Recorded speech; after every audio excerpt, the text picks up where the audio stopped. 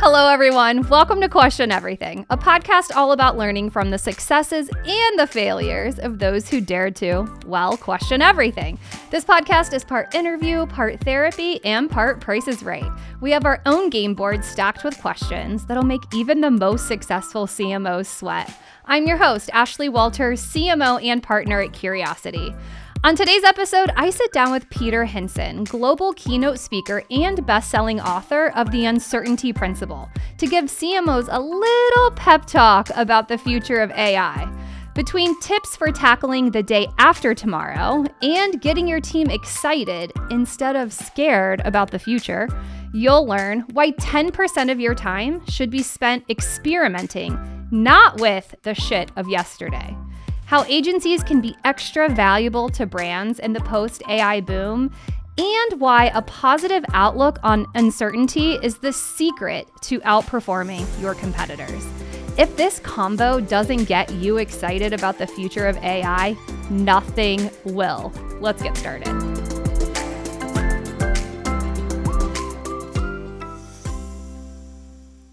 Peter Hinssen is a globally recognized keynote speaker, best-selling author, serial entrepreneur, and expert in innovation, leadership, and technology.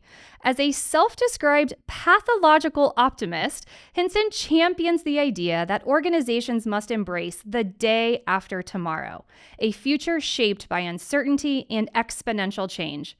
He's delivered high-impact keynote presentations around the world for companies such as Google, Apple, Facebook, and Amazon.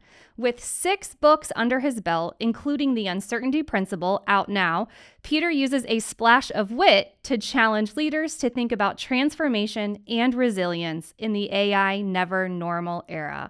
Peter, welcome to Question Everything. Well, very, very happy to be here, and thank you very much for inviting me. It's a pleasure, absolutely. Awesome. I mean, we met at ANA just recently. You were the keynote for Masters of Marketing, and I was sitting in my little seat just taking notes as fast as my fingers could type. I was blown away by your presentation. The way I described it back here at the office, I said it was the best optimistic view of AI I have ever heard. I learned more in that 45 minutes or so than I had in all of the articles I had read up until this point. So thank you for that. No, thank you for that's really kind, and I mean, I have a special style of doing keynotes. It's rapid fire. There's a lot of information. I think what I love is that people in the audience take out their phone and then I'm just too late. That's exactly what I'm going for. But that was me. I have so many photos in my camera roll of you, and so I have to ask, how many slides were actually in that presentation? So it's a good question. So I have an alarming rate now of 100 visuals per 10 minutes. So Okay. in a 45-minute presentation, I will go through 450 slides. And I think I remember one of my first trainings I ever had a long time ago was a PowerPoint training. And I remember that the instructor said, it's very simple, 1 slide, 3 minutes. That doesn't work anymore. So yeah, it's 450 slides in 45 minutes. That's incredible. I was going to guess about 220. So we also, my team and I were talking about how you are also a master of the clicker. Like you have just claimed that. You could do a whole presentation on that, I think. I want the right image with the right words to really the timing has to be perfect. So I'm pretty particular about the tools that I use, and I think we live in a society now where we're all visual animals, but I think in the TikTok generation, I think we're used to that rich dynamics of visuals and images, and I want it to be just right. So I think the timing is crucial. It is, and the impact is incredible. Okay, so you just launched a new book. You just wrote a book. It's out now. You previewed a little bit of it with us. Tell the listeners a little bit about what you just wrote. No, I'm happy. I mean, the book is called The Uncertainty Principle. It's a reference to the world of quantum physics, where about 100 years ago, the whole world of physics all of a sudden changed, where we had the classic physics that gave us the Industrial Revolution, amazing. But if you would go really quickly or very, very small, it just didn't work anymore. And I think I've used that as a metaphor to say we now live in a world that changes so quickly. We see such velocity in, every single day. I mean, we turn on our phone in the morning and we think, really, what just happened? And we probably need a different style of thinking about leadership and strategy in this crazy world. I call it the never normal, a world of constant change and volatility. And the basic idea of the uncertainty principle is three things. We need to be better at anticipating. We got to pick up the signals. We need to be much faster at adapting and being agile to turn that into execution.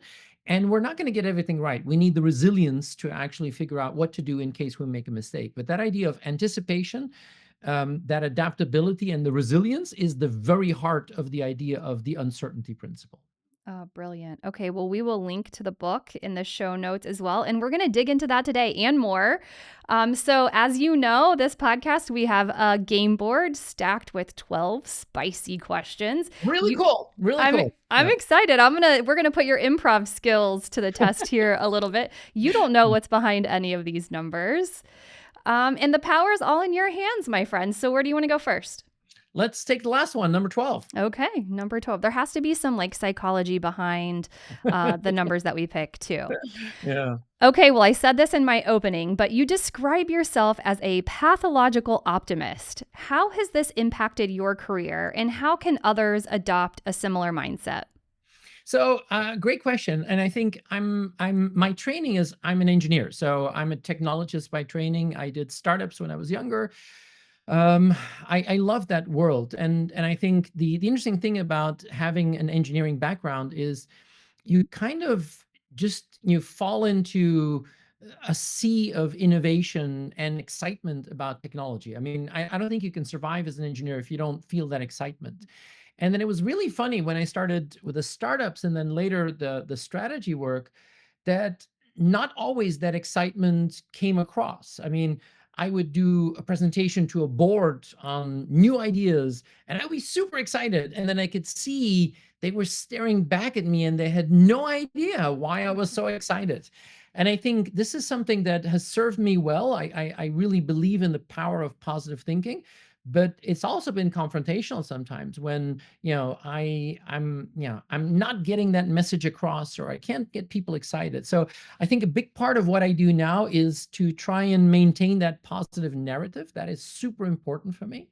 I think in the world of technology and innovation, certainly AI, there's a lot of doom stories. There's a lot of negativity, and I'm really glad you picked up on that in the intro as well. That you said, "Wow, this is a positive story about what this could actually mean."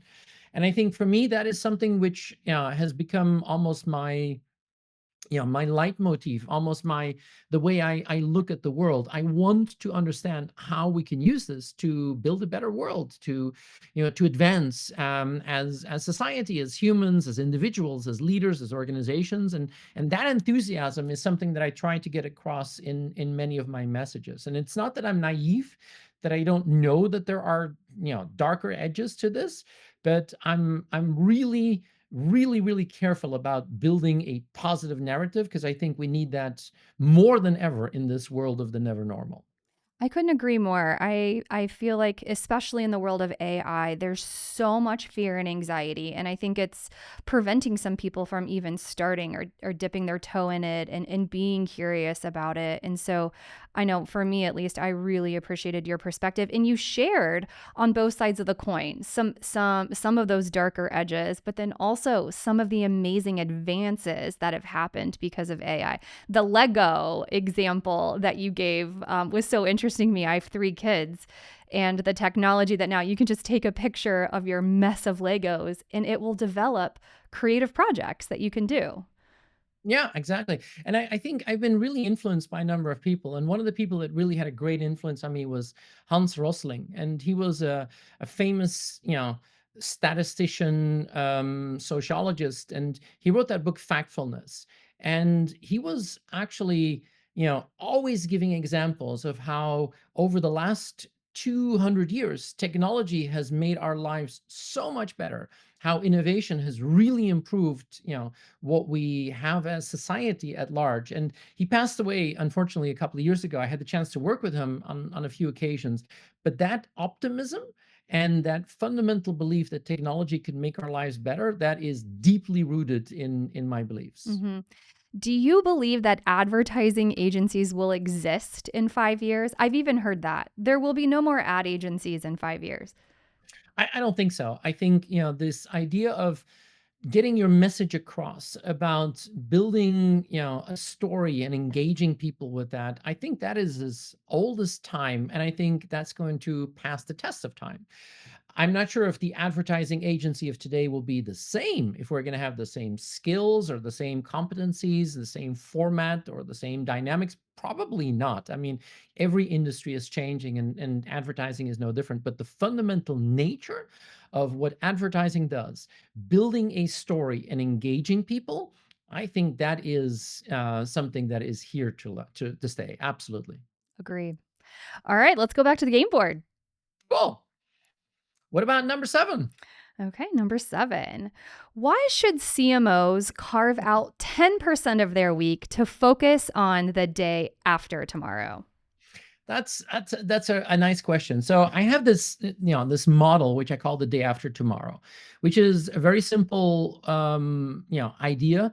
I wrote a book on that a couple of years ago, called The Day After Tomorrow, and it's very simple. How much time you spend on today, tomorrow, and the day after tomorrow, and today is just the hectic of everyone's lives. It's the hundreds of emails you all get.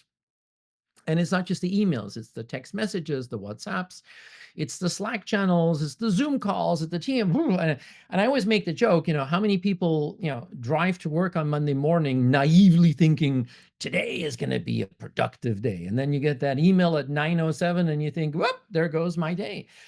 And that's a problem. But the biggest problem I often find is tomorrow, because many people, many organizations suffer from tomorrow thinking. It's where they extrapolate their comfort zone and hope that next year is about the same. And I always make a joke, budgets is a great example of that. Budgets is a yearly sarcastic corporate ritual where people put fake news in Excel that's consolidated in something which rarely works nowadays days. And that's why I urge people to spend 10% of their time on what I call the day after tomorrow. And these are the new ideas, these are the innovations, things that are absolute game changers. And what I love about that is it's really stupid, right? 10%. The reality is most people don't do that. I always say it's not 70, 20, 10, it's 93, 7, and 0, because 93% of our time goes up in these day-to-day hectics. We spend 7% of our time, making up budgets that really don't work anymore. And we rarely have the time. And I think certainly as CMOs nowadays days, I mean, there's so much going on, there is so much day-to-day activity, but carving out 10%, I think it's almost like a discipline. And I urge people to say, okay, how many hours a week do you work? 40, 45, 50, whatever. Can you spend 4 hours, 4.5 hours, 5 hours every week on things that are not today, not tomorrow, not the shit of yesterday, but really things that are capable of really being complete game changers, learning new things, experimenting with things. And I think we're in a situation that if you don't do that, you're probably going to be, bypassed by reality very, very soon. So that's why I think that 10% is super important. I mean, I think it's such a good challenge for all of us. And when you put it into the context of 4 hours, 5 hours, it doesn't feel like that much. Yet as leaders, we're not doing it. It's funny, but that was one graph that I actually got a photo of. And I was texting it to my partners, my 2 business partners, and we were joking saying like, we actually need to talk about this because there is a problem here.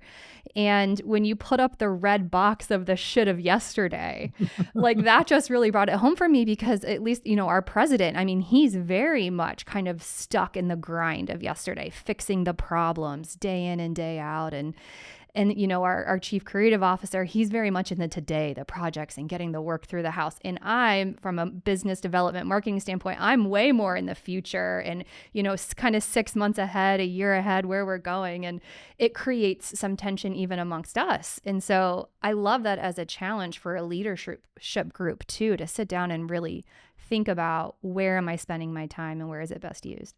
I agree, and I think, even if it's just a jargon or a vocabulary or just a way of addressing things. And I mean, I've been using. I wrote that book, The Day After Tomorrow, I think 7, 8 years ago, and I've been teaching at London Business School and using that model, and doing a lot of keynotes around the world. And I think it's probably what many people will remember. I think I probably have a shit of yesterday legacy. I mean, a couple of months ago, I was in Singapore in the airport, and I was washing my hands in the bathroom, and next to me was a guy who said, "I know you. You're the guy from the shit of yesterday," because he was in my class at London Business School years ago. So I'm okay with that. But even if you just address that in an organization, are we spending too much time in the past? Are we really addressing enough time in the day after tomorrow? In the discussion with your clients, in how you think about how you want to take the organization forward, even at a board level, right? I mean, I see boards where you spend so much time on the numbers and it's all about today and tomorrow, but are you really spending enough time on that longer term horizon? And I think it's crucial in a world which is now changing so incredibly rapidly in this never norm. That's great. All right, let's go back to the board. Okay, I've had the last one. Let's go for number one. Number one. Uncertainty is an uncomfortable position, but certainty is an absurd one. So why do you know this to be true? This is a quote that that you included in your presentation. Well, I think it's a wonderful quote by Voltaire, and Voltaire is a famous French philosopher. Hundreds of years ago he wrote that, and I think it's probably more true today than ever before. And we see this. I mean, uncertainty has become the norm now, and I wrote the book The Uncertainty Principle in 2024, because it takes about a year to write the book. And while 2024 was unfolding, I was super miserable writing the book. I thought, oh, I missed the window to bring out a book on uncertainty. I'm now happier than ever that I brought out the book in 2025, because if you look at there's this thing called the World Uncertainty Index, and that is just spiked this year. And let's be honest. I mean, it's also the geopolitical situation. Look at the impact that tariffs have had on the world economy. And the interesting thing about this is that when you are confronted with that much uncertainty and instability, and a lot of people say, "Ooh, this is really scary." And what we need to do is protect ourselves. We need to mitigate the risks and hedge our bets, and we need to find a way to protect and isolate that. And I think this is fundamentally wrong. I think what we need to do is embrace that. I think uncertainty has to become your friend, your ally. I think you need to find ways to use that as a leverage mechanism. How can you actually use uncertainty to your advantage? And that is the complexity that we have in the world of today. I meet a lot of business leaders who say it's never been crazier. Yeah? I mean, our entire strategic plan, our entire budget of 2025 that we built in November 2024, we could just flush it down the toilet in March. And certainly in April, when the Liberation Day was announced, I mean, it doesn't make sense anymore. And I think we're now seeing leaders that are trying to, or beginning to see, that uncertainty is not going to disappear. It's not going to go away. It's probably going to maybe even intensify. The speed is going to increase. So let's find ways to use that, to leverage that. And the main message there is make uncertainty your friend. It's not your enemy. And I think that is so relevant across kind of the entire organization, even new employees coming into the marketplace right now, just embracing uncertainty at the jump all the way through the organization. Any advice to organizational leaders how to get their culture, their people more comfortable with uncertainty? Well, I think it's a crucial thing, because when you look at it, does leadership change as a result of that world of the never normal? And I think it does. And I think one of the crucial things is, I think leaders have to build a sense of urgency without scaring people. And that is a very tricky thing to do, because it's really easy to scare people. I mean, you can just open up the media and read everything that's been happening, and you can easily spook somebody nowadays days. But how can you build a sense of urgency without scaring people? How can you get them excited about this never normal? How can you basically foster their curiosity Mhm. in a world that is becoming more and more weird in a way? And I think that is something which I go back to the narrative. That is the crucial thing. And building a positive narrative for your employees as a leader, you have people who want to hear that positive message. And I think the worst story to tell is, you know what, it's going to get better. I don't think that is the reality. It's, you can't just wait for the world to become more stable and calm. But I think leading people into a positive message, into a sense of urgency, and where they get excited and even curious about that never normal, that narrative has never been more important. Mhm. Yeah, that's really good advice. I love that curiosity plays into that. That's definitely at the root of our culture as well. Transparency, curiosity, and the optimism, I think together is a great combination for leaders right now. All right, let's go back to the board. Wonderful. Wow. So, okay, I'm trying to be. Let's take number 6. Then we have a pretty symmetric pattern on the board. I like. Okay. Okay. So the cost of doing has plummeted and the cost of waiting has skyrocketed. What does this mean, in your opinion, for client agency relationships? So, I think the fundamental idea is that we're in that world where the cost of doing is basically going to zero. Yep. And it means that we have all these means and tools and technologies at our disposal where we can try things and experiment. And I think that is, I think, a challenging one. Even more challenging is that at the same time, the cost of waiting goes up, because the longer that you have the complexity, that you hesitate, the world is changing and you're going to lose opportunities. So it's really about how do you find the signals early enough that you're confident enough to make a decision. And we all know that the longer you wait, then your basically portfolio of options gets depleted. So Yep. timing is crucial, speed is important.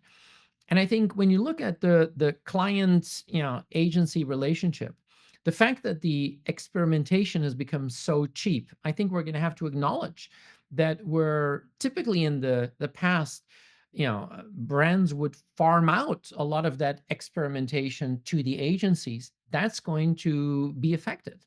I mean, personally, I think it's a good thing that a lot of, brand owners are capable of testing and trying things, and finding out ways. And I think nurturing that experimentation is more important than ever before. Mhm. But at the same time, I think when people say, yeah, that's it, that's what we need to do, then putting that into execution at scale, I think this is where that professionalism of the agencies is going to play into their favor. Because I think a lot of these tools are great for trying stuff and experimenting and having a feel of what works and what doesn't work, but it's still in art to turn that into really scalable execution. And I think this is where the expertise of the agency lies. This is where they understand how to move the needle, how to do this at scale, how to do this in a safe way, how to do this with all the opportunities we have, from an innovation point of view. So I think the dynamics there are going to be interesting, because the dynamics could be affected. The traditional relationship between client and agency, we're not going to hope that that is going to remain. But I think it's an exciting new field. And I think agencies who understand that and who acknowledge that, I think, are going to thrive in this never normal. If you were an agency owner, you've owned a lot of businesses, started a lot of businesses. What's one thing that you would change or start doing right now as it relates to this topic?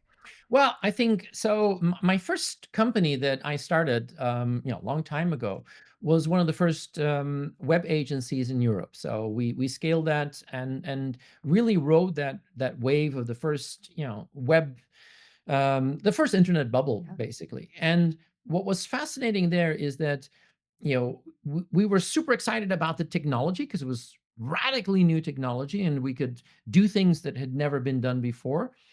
But I think the biggest lesson I learned there is that you have to really focus on what makes strategic sense for those customers. And I think this is where introducing new ideas and technologies, help them open up their mind. Now, even more. So if I would have an agency today, I think I would probably spend a lot of time with my brands, with my customers, to really help them in that experimentation phase, instead of fearing that this could, impact my revenues or my bottom line. I would just reach out to them and say, listen, there's a lot of stuff you guys can do now. There's a lot of things that you can play around with and experiment. And I'm willing to help you do that, because I think it is important that you understand the potential of what these new things can actually do. So I would say be more proactive than ever before, because if you can help your customers get excited as we all are, then I think it's only going to benefit the relationship. That's great advice. I think one of the reasons why agencies get fired, you'll hear oftentimes they weren't proactive enough. They didn't bring me enough, original thinking. And I think using this technology in that way could really help that relationship. Great advice. All right, let's go back to the board. Great. What about number 4? Number 4. You call on CMOs to be courageous and lead their teams by not reacting to change, but shaping the future before it arrives. How do they do that?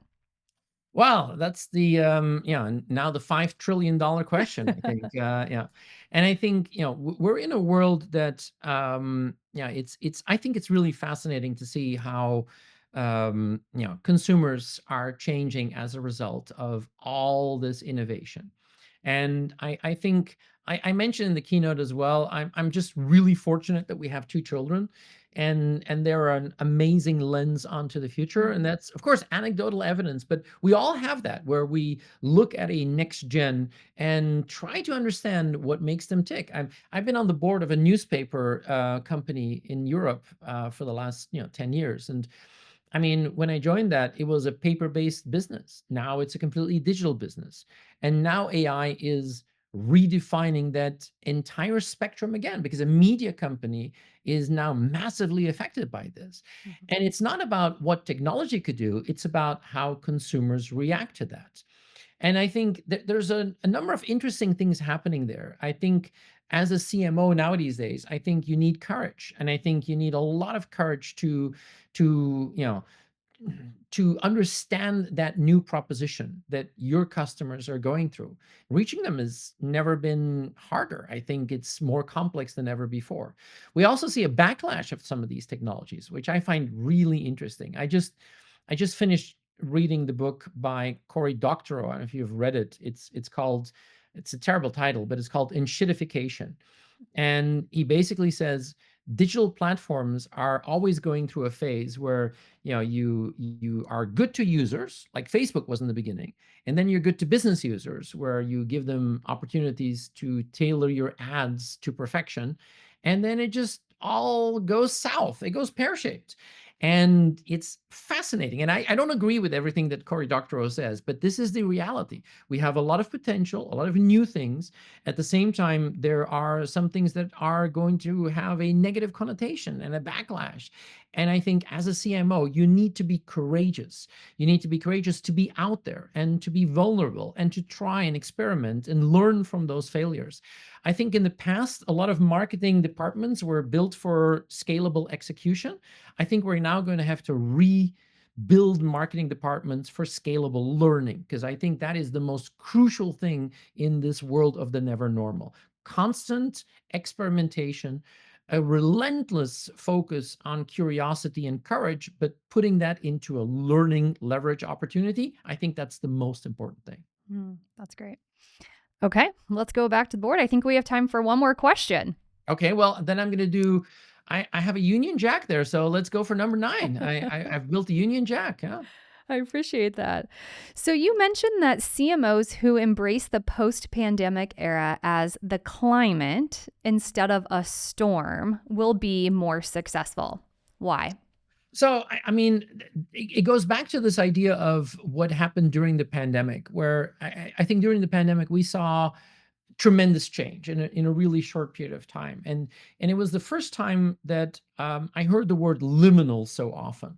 And liminal was one of those words that I kind of knew what it was, but I didn't really, it was not a common word. But liminal was like, it's a transition period. And liminal meant you can't go back to the way it was. I mean, that's not going to happen. We're also not really sure where we're going.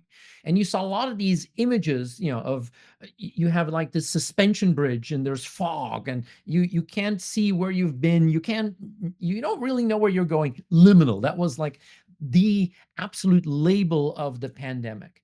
And I think post-pandemic, we didn't go back to a world of stability. We didn't go back to a world where everything was normal again. It just got, and multifaceted. It was technological, it was ecological, it was societal, it was political, geopolitical. The world has never been more unstable. And I think many people saw this as it's a storm, this is just going to pass. And we just wait until the storm clears up and then we're going to go back to the way it was. And I think this is fundamentally wrong. I don't believe that this is a liminal period anymore. This is, I think, maybe the new climate. This is the new climate where we're going to see continuous change. Honestly, when I see the rate of change in the world of AI, that is just amazing. I mean, I've been in technology for 30 years. It's never been more challenging just to keep up. I mean, I literally mean that. I really wake up every morning, I turn on my phone and I think, really? That just happened?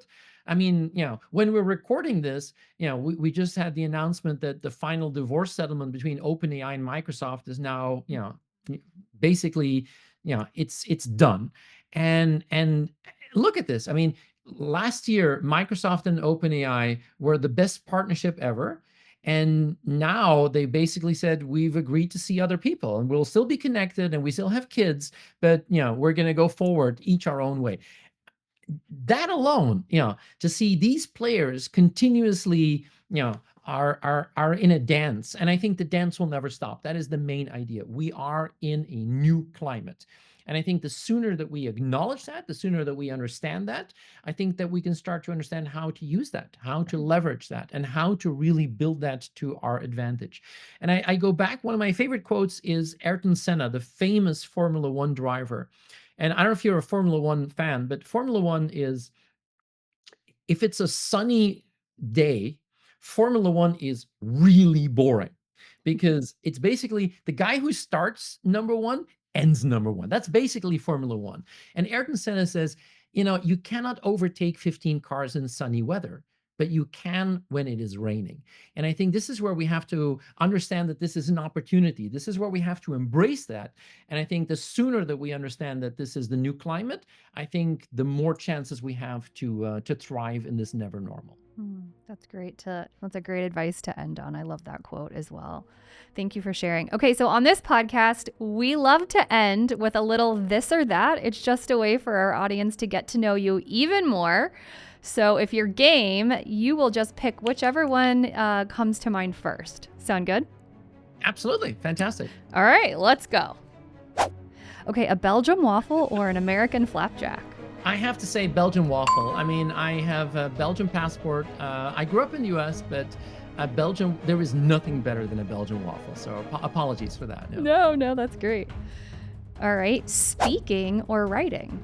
I hate writing. I mean, writing is terrible. It's such a lonely time. And the interesting thing is, this is the first time I've written a book with AI. The last 5 books were, without AI. This is the first time I've actually didn't feel so alone because I had ChatGPT and Claude as my, co-authors, really. But speaking is so much more fun because then you can talk to an audience, you have a connection with an audience, you get feedback. Writing is super lonely. So speaking, absolutely. Oh, that's great. All right. Certainty or uncertainty? Well, I have to go for uncertainty. I think there is so much excitement in a world that is uncertain. I mean, imagine, and this is something which, I mean, even individuals, right? I have friends who, when they go on vacation, they know exactly where they're going to be on the 3rd day. They know where they're going to dine on Thursday evening. And I think, yeah, but there is so much joy in discovering things and, letting, the moment surprise you. And this is where I think uncertainty wins, hands down. That's good. Okay, farm work or yester work? Well, I mean, I love that. I mean, I live on a farm. My wife is a veterinarian. She runs a nonprofit that does equine therapy with horses. In July and August, I don't work, I don't travel, I don't do any keynotes, I don't write, I don't do any emails. I'm in my overalls on the tractor on the farm, and that is the best time of the year. So farm work, absolutely.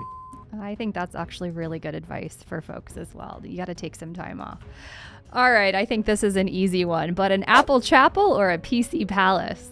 I mean, no disrespect. I mean, yeah, the PC is a wonderful evolution, but I think Apple is. I learned how to program on an Apple II when I was a young boy. The love for technology never went away. I became one of the largest collectors of Apple computers in the world, and my church is a shrine to that. And I think what is fascinating is that Apple is a company that has gone through such ups and downs. I mean, it's now one of the most valuable companies in the world, but it was completely bankrupt in 1997.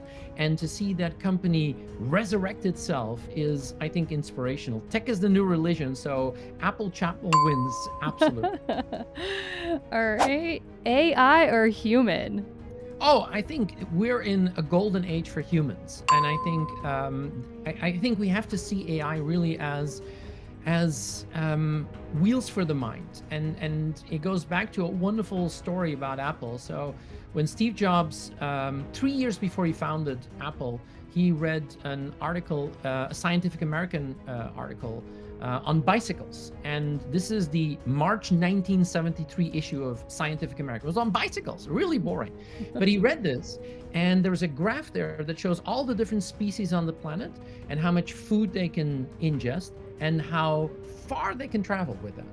And the king is the condor, because the condor is an amazing creature. With very little food, they can travel huge distances. Humans were terrible, terrible. But if you gave them a bicycle, they outperformed the condor.